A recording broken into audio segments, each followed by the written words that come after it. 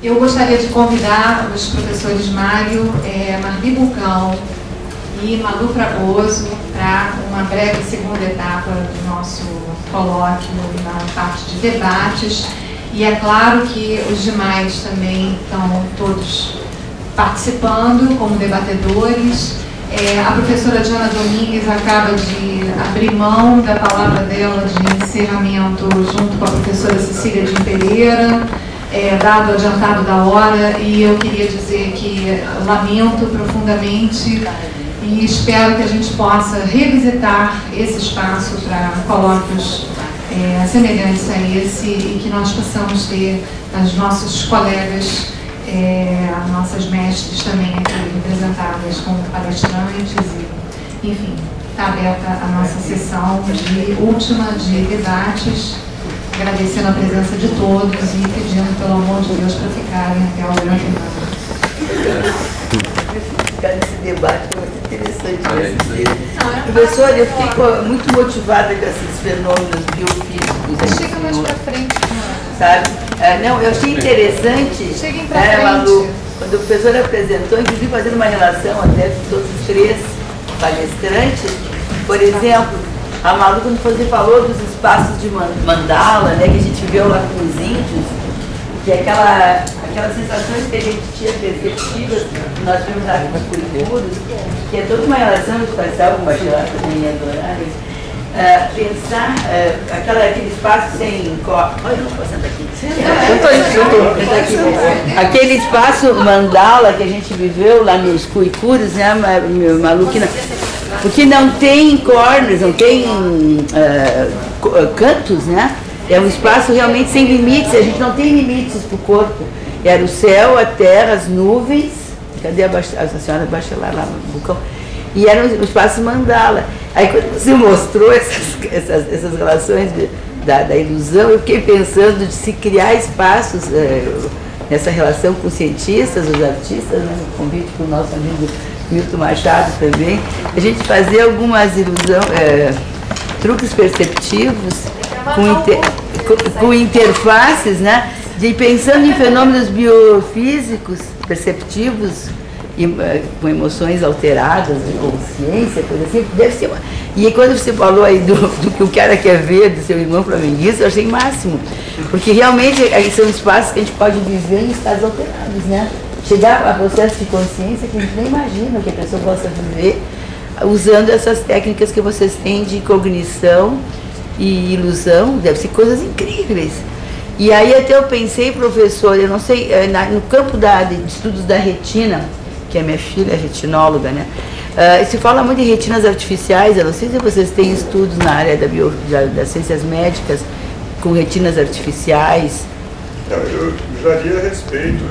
No fundo, você tem problemas como descolamento de retina ou essas retinas pigmentares, é de você bypassar a retina e estimular direto o cérebro através de uma câmara, né? Isso.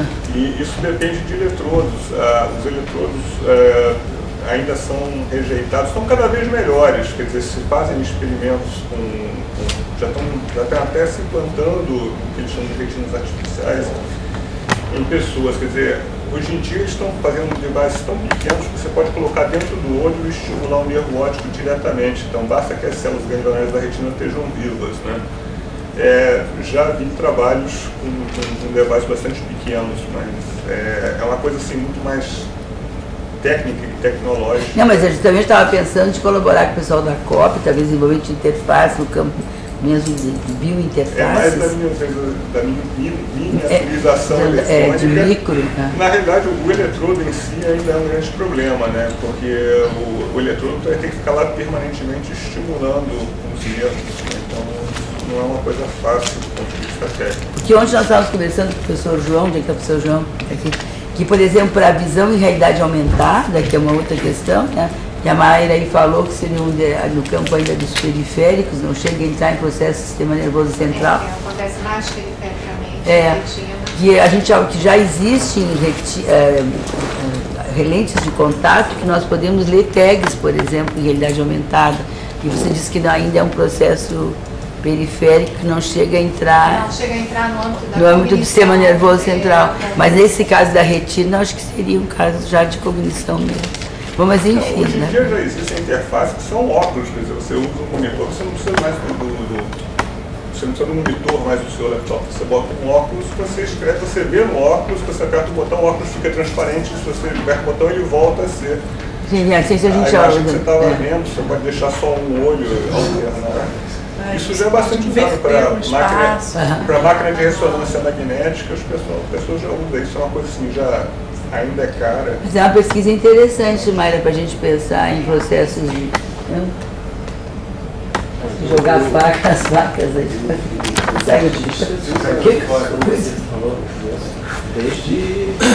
Ah, sim, qualquer um que desenha e faz alguma coisa, e quando ele vai olhar e olha o desenho que ele fez geometricamente, com as cores que ele botou, que é a mesma cor, e ele olha e a percepção dele está errada, eles começam a perceber. Então, antes da Renascença já tem muita coisa, da Vinci tem coisas com cor, mas na Renascença o pessoal começou a usar isso muito. Eles faziam estátuas que eram desproporcionais para serem vistas de um certo ângulo e parecerem mais proporcionais. Então, quando você vê de baixo, as pernas parecem maiores que o corpo. Então, Arnolfo do Câmbio já fazia as estátuas com as pernas menores para você ver de baixo e não parecer aquela distorção Os grandes cabelos técnicos, a correção do paralaxe. A correção do paralaxe é para... Na realidade, o ideal seria você aumentar a paralaxe para perceber as coisas como maiores até. Então, a maior parte das pessoas, eles aumentam a paralaxe para você chegar perto de uma coisa pequena e parecer que aquela coisa é muito maior, a visão de formiga que eles chamam. Depende da propaganda.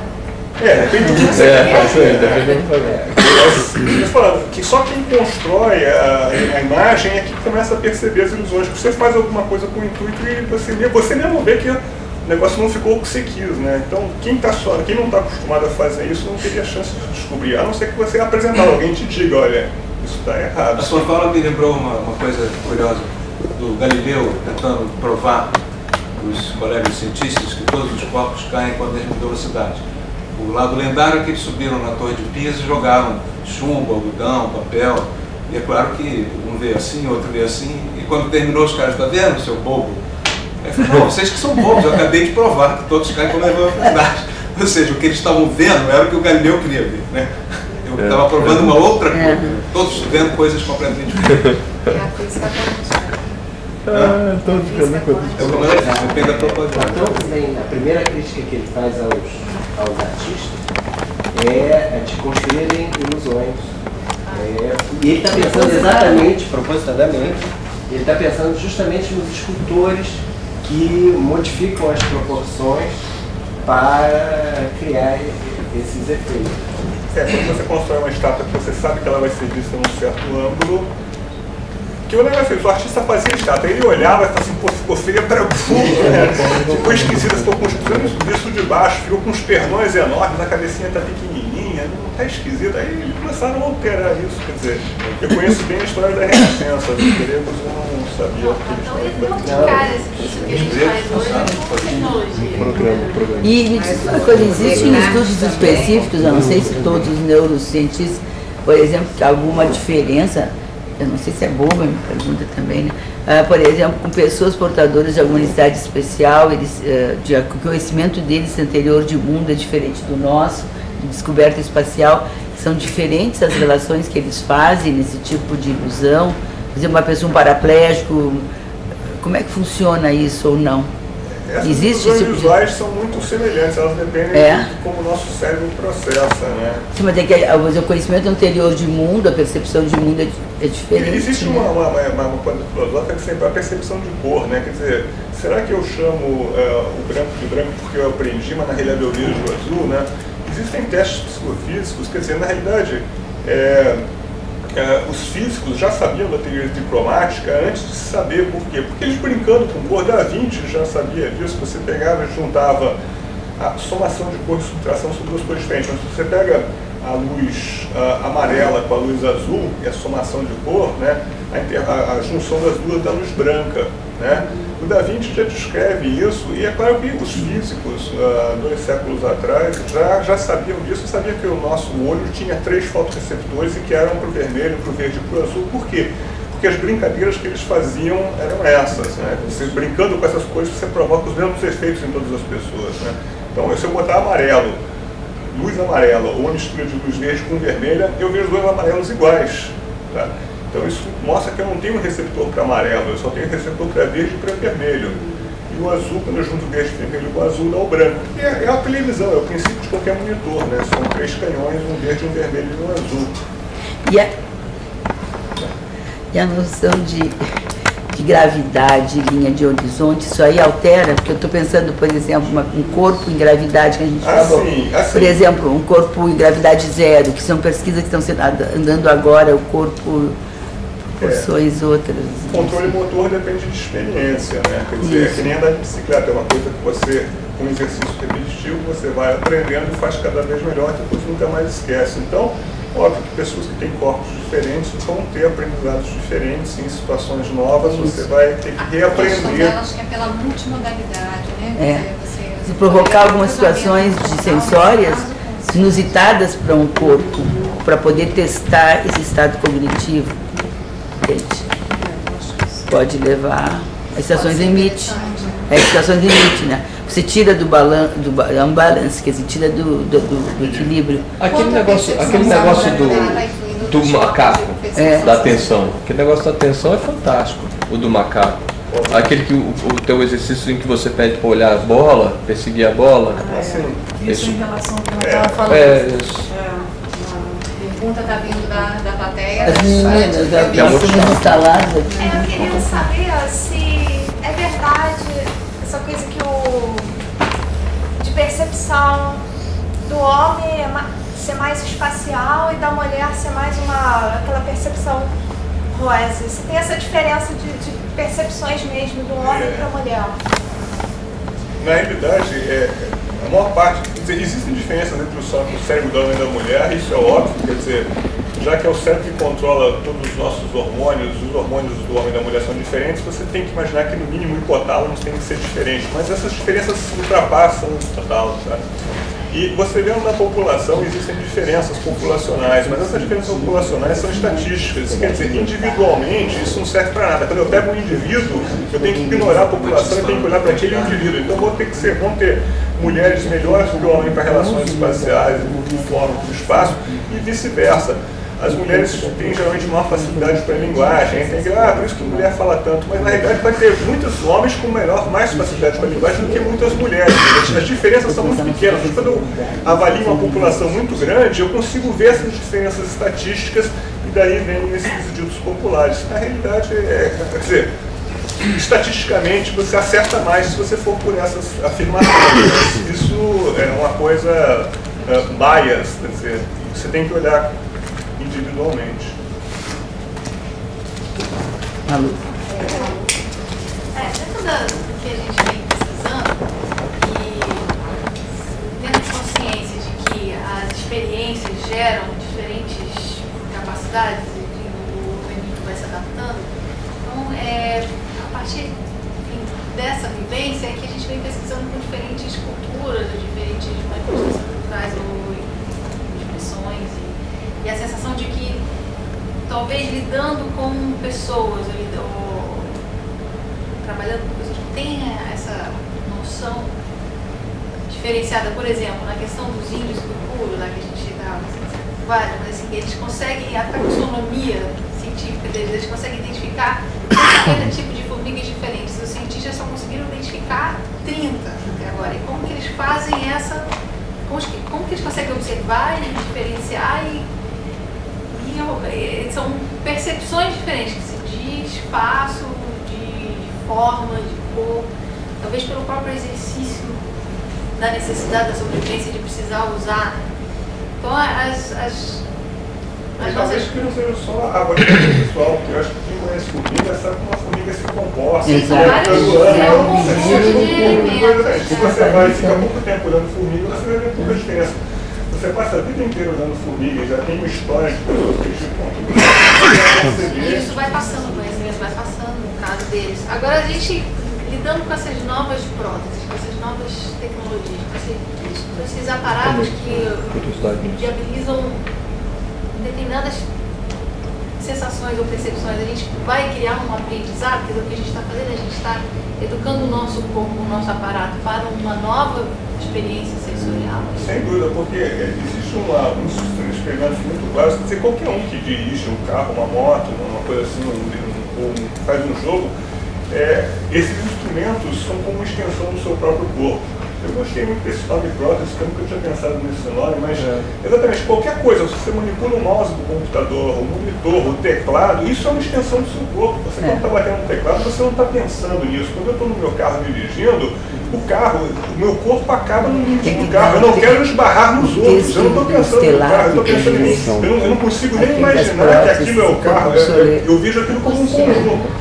Então, é óbvio, quanto mais interações, mas isso depende de aprendizado, não é uma coisa cognitiva, é uma coisa que o exercício faz com que você incorpore essas ferramentas, que você chama de prótese, como se fosse uma extensão do seu corpo. Então, você vai usar isso cada vez melhor, vai gerar uma fruto nosso encontro, melhor, como se fosse uma pessoa aprendendo a dançar, qualquer outra performance física. É engraçado que outro dia, um personagem notório, que eu não estou me recordando quem é, o pessoal falou que estamos voltando a ser quadrúpedes, né? Que passamos o tempo todo com a mão nessas próteses. É verdade. Mas carro, né? Então, os quatro de novo. A professora, essa iniciativa da Mayra, eu acho que, afinal está querendo reunir esse grupo aqui, ela é muito positiva, eu acho que a Malu vai concordar, porque, por exemplo, esses termos que a Malu e a gente está discutindo, né, Malu, há tanto tempo nessa nossa área, tem um Stellar, que é um artista australiano, hoje nós estávamos conversando com a professora Cláudia Domingues e Vargas, né?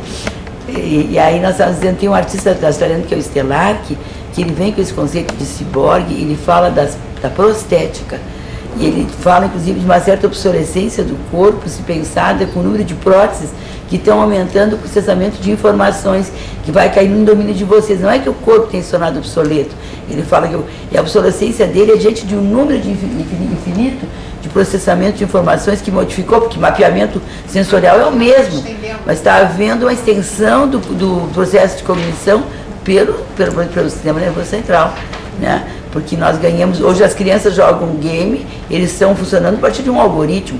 O meu netinho com 4 anos joga game, eu vejo que ele tem algoritmos na cabeça o tempo todo. Né? Eu falei, o que é isso, Gabriel? Você já jogou? Ele disse, sim, eu já joguei. Ele compra na hora do videogame e estão jogando. Todos são iguais.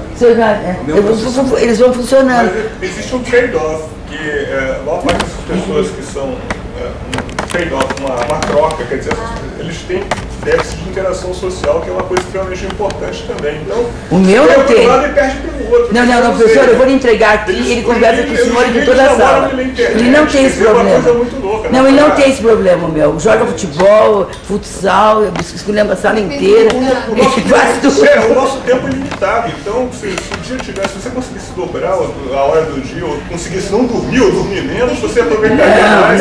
Agora, se você aperfeiçoa alguma coisa, você está perdendo algum outro tipo de experiência. Isso é uma coisa. Professora Cília e a professora Maria Vulcão. Professor Santoras, por favor. Uma frase da Maria sobre a citação de Anaxágoras, pensa com a mão. Enxerga-se com a pensa certo. E toda a palestra foi dividindo um pensamento visual e um pensamento com a mão, ou material, ou com outras formas de percepção. E justamente, também me instigou muito na sua apresentação os dois caminhos, isto é, as duas formas de processamento da sensação. E a minha pergunta, a minha dúvida, é pela ideia de consciência. Né? E juntando as duas informações, a percepção ou o processamento manual e o processamento visual, juntando ainda uma outra ideia que aparece num conto de um escritor alemão chamado Kleist, que é o Teatro das Marionetes. Fala da história de um urso espadachim que nunca errava, porque ele nunca era enganado pela finta. O espadachim morre pela finta. E a explicação dele seria a falta de consciência do urso. O urso não teria consciência. Você acha que o que nós chamamos de consciência, a nossa percepção consciente, dessa ordem da via ventral, ou... olha, assim, eu vou comentar, eu vou discordar já do urso espadachim da história do Maionese. É o seguinte, um jogador de futebol, né, ele vai cabecear uma bola e manda lá no cantinho do gol. Ele é semi-analfabeto, ele não conhece as leis da física, ele, por experiência, ele refina a via dorsal dele com a interação motora dele, certo? Ele vai receber uma finta. Se nunca foi apresentada aquela finta antes, o Robinho vai dar a pedalada e ele vai ficar afastando ali e o Robinho vai passar correndo. Depois que ele conheceu o Robinho algumas vezes, o Robinho não vai conseguir dar a pedalada em cima dele, entendeu? Então, essa coisa da via dorsal depende da sua experiência. Você tem que dar... Qualquer situação nova, você vai lidar com a via ventral. Você vai olhar, o que aconteceu, aí sim você vai começar a treinar aquilo. Essa via é uma via automática. Eu venho de carro para cá, se você me perguntar quantas vezes eu parei em sinal vermelho, eu transformei aquele símbolo num comando. Quantas vezes coisas imprevisíveis, os outros jogaram o carro em cima de mim, eu me desviei, e eu vinha pensando na palestra que eu ia dar aqui. Se você me perguntar, eu nem lembro do caminho eu vim hoje, quantos carros tinha, se ia apontando, se não tinha. Então, é uma coisa, é como se fossem duas pessoas. A via dorsal está lá, como se, eu uso uma figura de metáfora na minha obra, é como se eu fosse um sujeito num cavalo. Eu sou o cara que pensa, que está aqui pensando linearmente, e o cavalo está me levando para o lugar que eu quero. É tudo a mesma pessoa.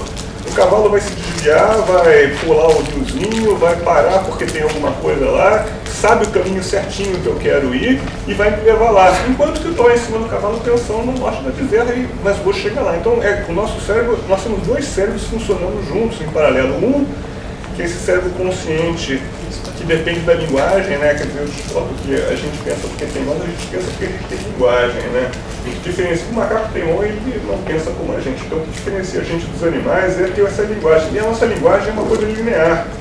Ela não é em paralelo. O processamento sensorial que é usado para controle motor é em paralelo. Muitas coisas acontecem ao mesmo tempo e você trabalha com elas todas ao mesmo tempo. E já o nosso raciocínio, ele é serial. Isso quer dizer o quê? Se eu te contar, se duas pessoas te contarem histórias ao mesmo tempo, você não vai entender nenhuma das duas histórias, tá?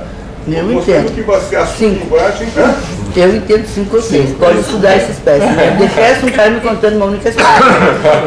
Não, duas pessoas diferentes te contando... 5, 6 ao mesmo tempo, eu prefiro até. Você Gente, eu odeio. Uma coisa é chata. Mas não dá para duvidar disso.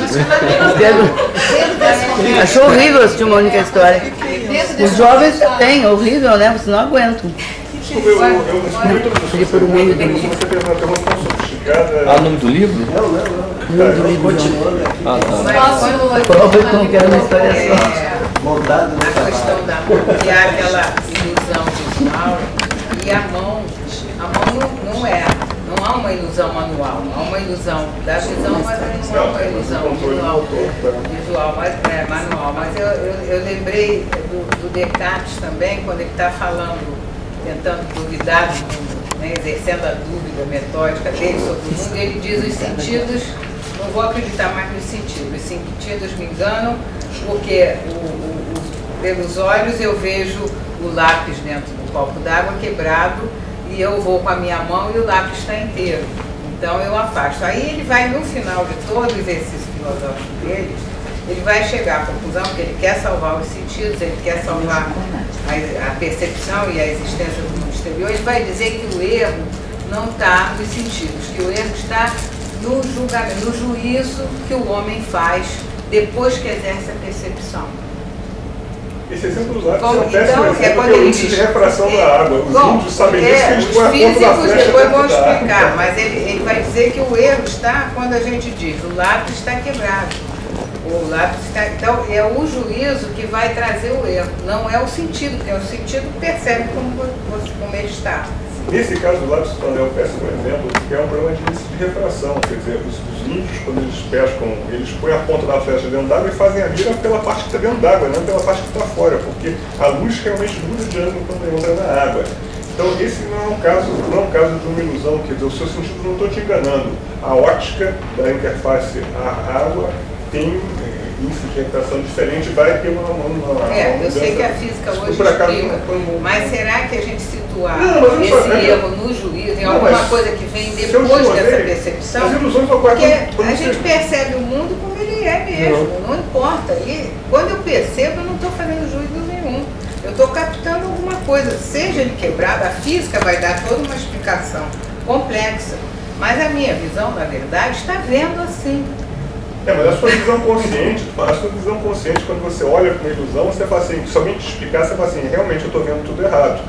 Mas isso normalmente não é uma coisa, a não ser que quando ela é usada com o propósito de fazer isso até por artistas para te enganar, para te iludir de alguma forma, isso não interfere muito no nosso... Exato, para você a nossa interação, eu quando vejo o mundo, embora que eu saiba que tem um monte de ilusões, eu olho para aqui, eu não duvido que vocês são como vocês são, que essa sala é cinza, eu não questiono essa realidade daqui, simplesmente eu olho, eu sei que as ilusões existem, mas essa realidade está muito bonita e me convence e perfeita, eu não vou ficar gastando meu tempo nisso. Eu sei que o meu cérebro interpolou, maquiou tudo isso aqui, mas para mim eu estou achando ótimo, que bom que ele fez isso. Qualquer olhar, é uma visão. Qualquer sensação, olhar é um olhar seu, é uma transdução de belezas físicas. Acaba que é uma aproximação, na melhor das hipóteses, fora da gente, dentro da gente. Eu gostaria de... você vai colocar mais uma coisa? Não, eu só queria... Eu achei interessante depois a palestra dele se seguir porque... a segunda parte desse texto do Bachelard é uma guinada enorme, porque ele vem todo exaltando toda uma apreensão pelo corpo, pela mão, e o que ele quer exatamente fazer é dizer que o visual faz com que você tenha uma distância desse mundo e que não deve ser assim que a gente deve conhecer o mundo. Aí no final ele retoma todo um estudo de fisiologia do olho para mostrar que no próprio processo visual há um trabalho muscular, portanto corporal, e material, e concreto, porque para o olho ver precisa de todo esse trabalho muscular. Então é uma nada muito grande, é bem interessante. Muito. A professora conhece um escritor recente, um americano que fala, William Mitchell, que ele fala que nenhuma mídia é somente visual, nem a pintura. Conhece? Não. É interessante se ela quiser, porque inclusive ele vai citar Bachelard, os regimes escópicos, Foucault, etc. É interessante ver, porque diz que nem a pintura, nenhuma mídia é totalmente visual. Eu acho que são questões que... casualmente ele está nesse livro. Não estou fazendo propaganda do livro, inclusive eu não ganho nada com o livro. Esse livro sobre arte, ciência e tecnologia que está aqui. E ele veio até recentemente para um evento do Goethe, num evento que foi feito em São Paulo, uma homenagem ao Flusser. Bem interessante, é o William Mitchell, da Duke University. Eu acho que a senhora vai gostar, pensei que a senhora conhecer. Na verdade, eles já discutiram aquilo que eu ia falar, que era a questão de que o espaço sensorial pode ser expandido, né, ou contraído, de uma forma uso dependente. E que isso é o seu substrato de trabalho, que sai pelo espaço, né, e que isso é o substrato de trabalho de muita gente na área de neurociência que acha que o corpo não é o limite do homem, né? Talvez isso saiba alguma coisa seja. A outra coisa, só em relação à sua questão da visão, eu acho que as ilusões são um sacrifício que foi necessário para que você tenha um processamento visual que, na verdade, foi melhor você incorrer em ilusões porque você tem características do seu sistema visual que te permitem ver o mundo da melhor maneira possível. e que as ilusões são um produto lateral dessa história. E que, de alguma forma, é extremamente revelador de como o sistema religioso funciona, né? Mas que, por ele ser revelador, eu acho que os artistas se utilizaram muito dessa... mas eu tô até exaltando a ilusão, porque eu acho que eu não estou querendo que veja a ilusão como uma falsificação do mundo. Eu estou achando que essa ilusão, ela não pode ser verdadeira ou falsa. A percepção, ela é como você a vê, entendeu? A não ser que você vai questionar, mas então o mundo existe assim ou não, não interessa. Ela é como você a vê. E ela foi validada na arte pelo cinetismo e pela arte cinética, que na verdade são duas correntes fortes. Exato. Então eu acho que não é a questão de colocar é falso ou não é falso. Para os artistas, então, se isso for colocado, mata a arte, né? Não, ela foi validada como movimento na arte, pelo cinetismo, toda a questão da representação do movimento e ilusão, Passarelli, etc. E pela arte cinética com o movimento, mesmo movimento real, Leparc, Sotô, etc. São onde se estuda o movimento real. Por isso que eu lhe perguntei essas questões envolvendo a ilusão do movimento e a cinética. Passarelli trabalhou ilusão, vamos dizer um exemplo, mas nós temos um Tinguely que usa o próprio Júlio Leparc, os latino-americanos foram muito fortes nisso, como de Soto, né? Os brasileiros também, Palatini, que usaram essa questão da ilusão de movimento, né? É movimento real e não mais a ilusão do cinetismo.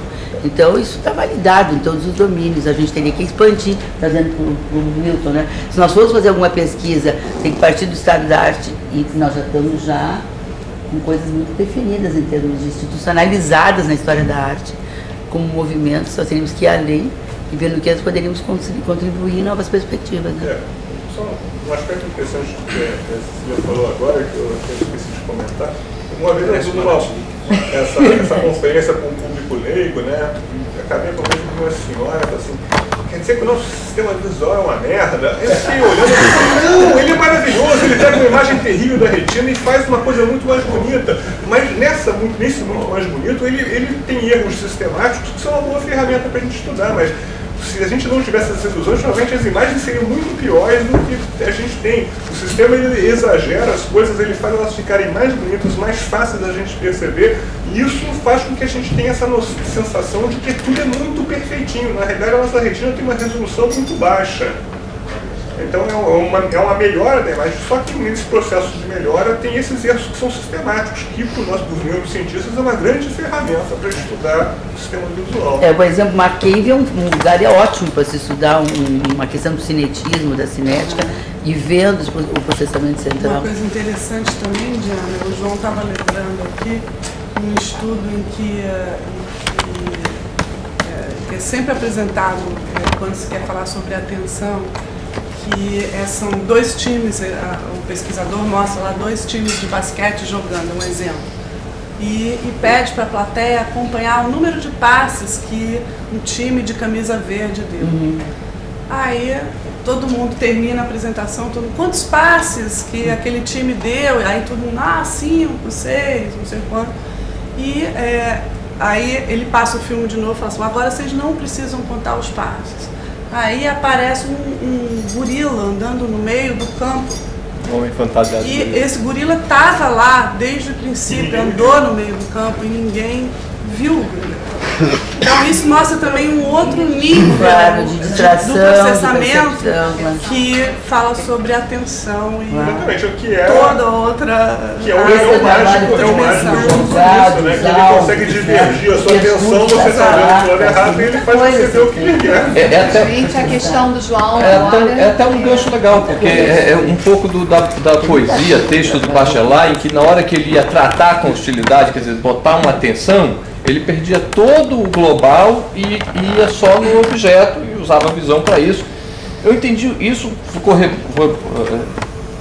e vindo na cabeça o tempo todo, desde o começo dessa iniciativa. Eu tenho uma visão um pouco limitada, numa relação pragmática, utilitária, de qual é a grande vantagem dessa interseção, né? Eu tenho experiências de que essa interseção sempre foi boa, porque tem vários exemplos, estou lembrando do Escher, por exemplo, que ajudou a conceitos de matemática, sendo ele não matemático.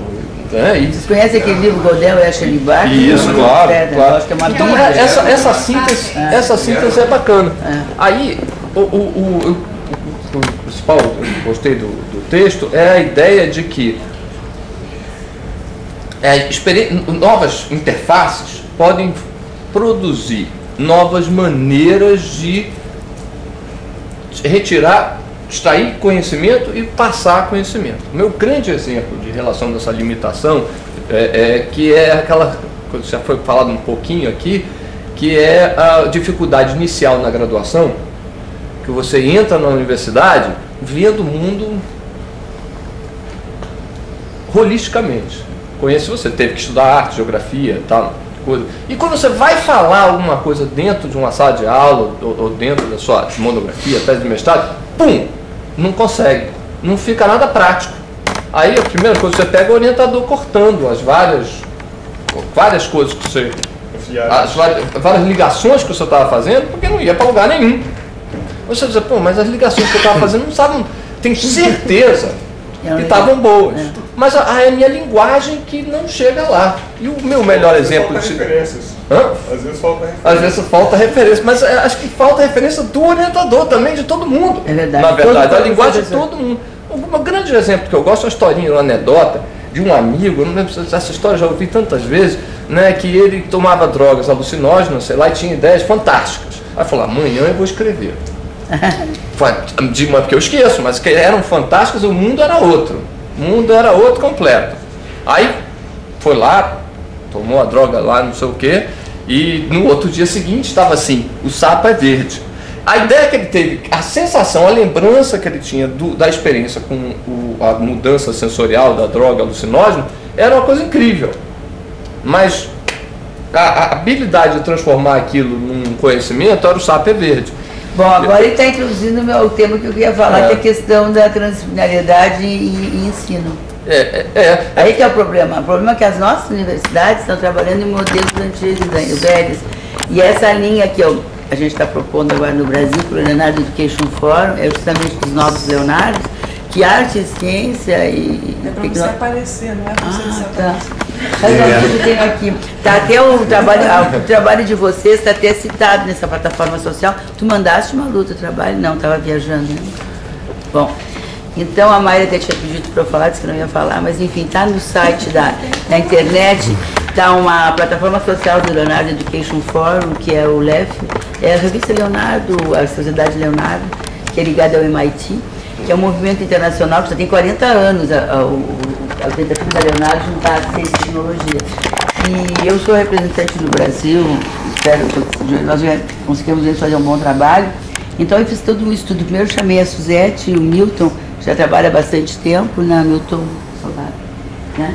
E nós fizemos um levantamento do que ocorreu no Brasil com o ensino do trabalho em arte e tecnologia, e como que até hoje só existem linhas de pesquisa em programas de pós-graduação, mas não existe ainda um programa de pós-graduação, uma organização trabalhando com arte, ciência e tecnologia.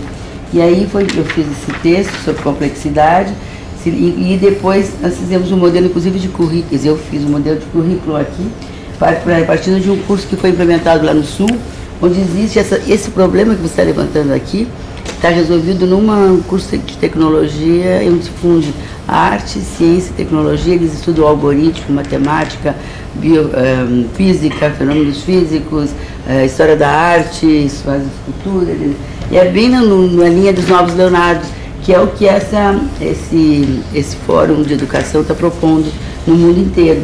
E eu acho que uma iniciativa como essa nossa, ela vai se enquadrar perante mesmo as instituições, os órgãos financiadores. Até tive um CNPq, eu conversei com eles, de nós trabalharmos nessa linha, o artista fazendo escultura, por exemplo, como nós temos lá.